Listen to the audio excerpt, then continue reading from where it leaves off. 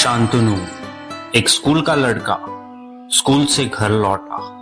उसके चेहरे पर एक अजीब सी उदासी थी, क्योंकि वह एक टेस्ट में अच्छे नंबर नहीं ला पाया था। उसकी माँ ने उसे और उसके पिता भोलूराव को खाने के लिए बुलाया।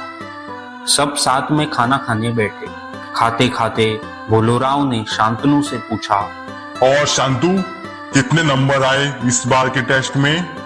शांतनु ने धीमे स्वर में कहा, जी पापा, सॉरी पापा, इस बार मेरे नंबर बहुत कम आए हैं। यह सुनते ही भोलूराव गुस्से में आ गए और बोले, क्या नालायक, ये सुनने के लिए तुझे खाना खिलाने बिठाया? चल उठ, आज तुझे खाना नहीं मिलेगा। बेचारा शांतनु डर के मारे कांपते हुए रोते रोते अपने कमरे में भाग गया। उसकी माँ भी भावुक हो गई और थोड़ा खाना खाकर रसोई में चली गई। उसी रात करीब 10 बजे भोलूराव अपने काम से लौट रही थी। रात काली थी और रास्ता एकदम सुनसान था। चलते हुए भोलूराव की नजर एक बड़े बरगद के पेड़ के पास पड़ी एक चमचमाती अंगूठी पर पड़ी। भोलूराव ने खुद से कहा, इतनी कीमती अंगूठी और यहाँ कोई नहीं। लगता है मेरा अमीर बनने का समय आ गया है। जल्दी से इसे उठाकर भाग लेता हूँ। भोलूराव धीरे धीरे उस अंगूठी की तरफ बढ़ा। जैसे ही उसने अंगूठी उठाने की कोशिश की, अचानक से उसे पीछे से किसी ने जोरदार लात और मुक्का मारा। अगली सुबह भोलूराव को गांव वालों ने गंदे नाले में बेहोश पड़ा पाया। उसका पूरा शरीर कीचड़ से लथपथ था और बहुत बदबू आ रही थी। गांव वाले उसे उसी हालत में घर ले आए। परिवार ने यह हालत देखकर हैरानी जताई। इसी तरह डॉक्टर को बुलाया गया और इलाज के बाद भोलूराव ठीक हुआ। एक गांव वाले ने पूछा, अबे बोलू, ऐसा क्या हो गया तेरे साथ जो तुझे नाले में पड़ा पाया?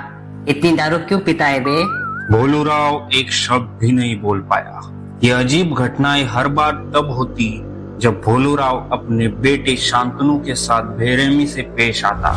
गांव वाले भी यह समझ नहीं पा रहे थे कि भोलूराव के घर में क्या गड़बड़ हो रही थी। उसी गांव में भोलूराव के घर से कुछ दूरी पर 2 किसान भाई कोमूराव और सोमूराव रहते थे। सोमूराव का एक बेटा था, पर उसकी पत्नी की मौत बहुत सालों पहले एक दुर्घटना में हो चुकी थी। एक दिन सोमूराव ने शराब पीना शुरू कर दी और लोगों को गाली देने लगा। उसके भाई कोमूराव ने उसे समझाने की बहुत कोशिश की, लेकिन सोमूराव ने उसकी एक भी नहीं मानी। एक दिन गुस्से में आकर सोमूराव ने अपने बेटे को बिना किसी कारण थप्पड़ मार दिया और खुद के लिए और शराब लेने चला गया।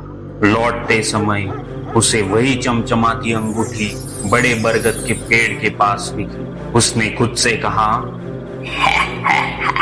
अरे सोमूराव, तेरी तो लॉटरी लग गई।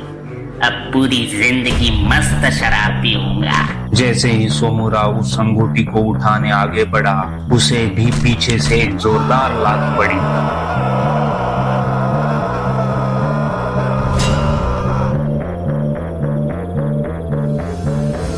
इन सारी घटनाओं से परेशान होकर गांव वाले एक साधु बाबा के पास पहुंचे। साधु बाबा ने कहा, आखिरकार तुम लोग मेरी शरण में आ ही गए।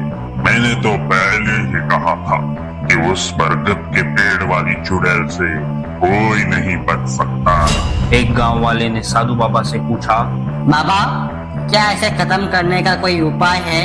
हम कब तक ये सब जलेंगे? मूर्ख, वह कोई बुरी आत्मा नहीं है। वह तो एक अच्छी चुड़ैल है। वह केवल बच्चों पर अत्याचार करने वालों को सजा देती है। पर बाबा, वो ऐसा क्यों करती है? वह एक माँ है जो बच्चों पर अन्याय सहन नहीं कर सकती।